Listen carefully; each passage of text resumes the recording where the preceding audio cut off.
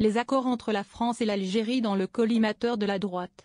Le ministre de l'Intérieur a de nouveau appelé à mettre fin à ce traité qui facilite l'installation des ressortissants algériens. L'Algérie n'a pas respecté le droit international et ne peut pas offenser la France impunément. Un certain nombre de mesures comme la fin de l'accord de 1968 doivent être envisagées, a jugé Bruno Retailleau ce dimanche 19 janvier sur BFM TV. Pas une recette miracle. Si ce n'est pas la première fois que le locataire de la place Beauvau pose le maintien de ce traité entre Alger et Paris. La diplomatie française s'était pour l'instant gardée de lui répondre directement. Si est-il désormais chose faite. Si est-il bien au Quai d'Orsay et sous l'autorité du président de la République que se forge la politique étrangère de la France, lui a répondu Jean-Noël Barrot, le ministre des Affaires étrangères sur notre antenne ce lundi matin. Ce n'est pas une recette miracle de le supprimer ou de l'abroger. Sinon, ça ferait longtemps qu'on le saurait, a encore tensé le chef de la diplomatie française.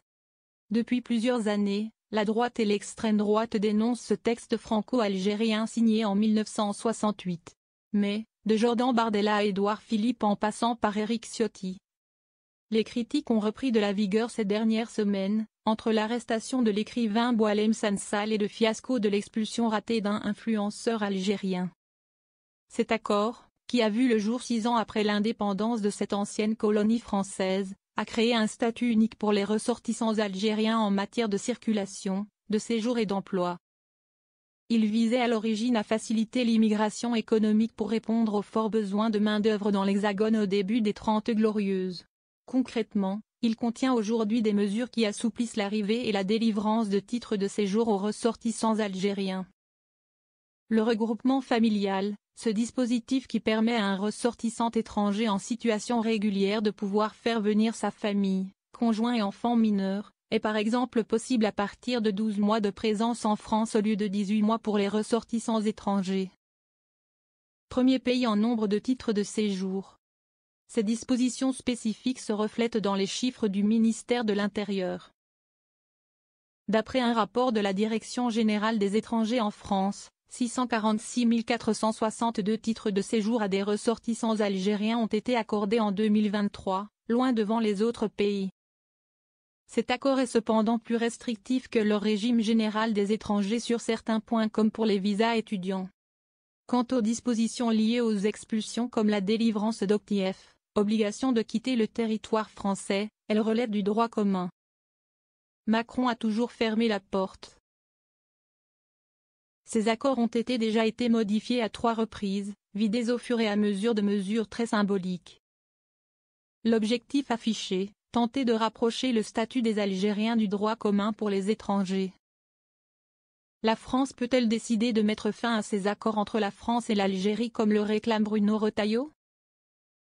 Oui, mais à condition qu'Emmanuel Macron en soit d'accord. Pour l'instant, le chef de l'État a toujours fermé la porte à cette hypothèse. En dépit des pressions de son ex-premier ministre Édouard Philippe ou d'une proposition de résolution déposée à l'Assemblée nationale par la droite à l'IV 2023.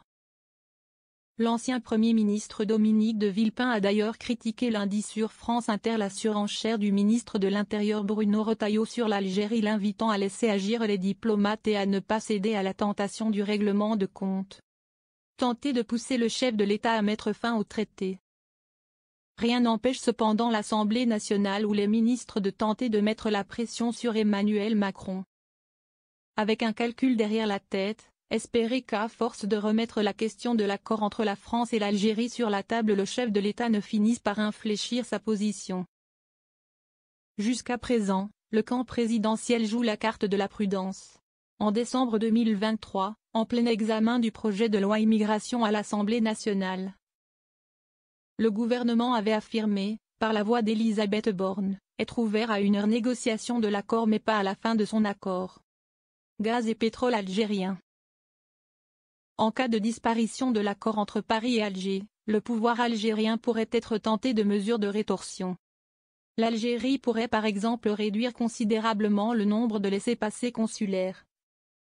Ce document délivré par le pays d'origine de la personne sous le coup d'une OQTF, obligation de quitter le territoire français, et sans lequel la France ne peut pas l'expulser. La mesure ferait mauvais effet pour Bruno Retailleau qui a fait de cette question son cheval de bataille. Faut-il également voir des raisons économiques pour expliquer les préventions d'Emmanuel Macron? En dépit de fortes turbulences entre les deux pays après un net réchauffement des relations des dernières années, le commerce entre les deux pays se porte très bien. En 2023, les échanges commerciaux entre la France ont nettement progressé, notamment sur le front du gaz et du pétrole. En 2023, les exportations algériennes d'hydrocarbures avaient augmenté de 15% sur fond de guerre en Ukraine et de volonté de réduire la dépendance française au gaz russe.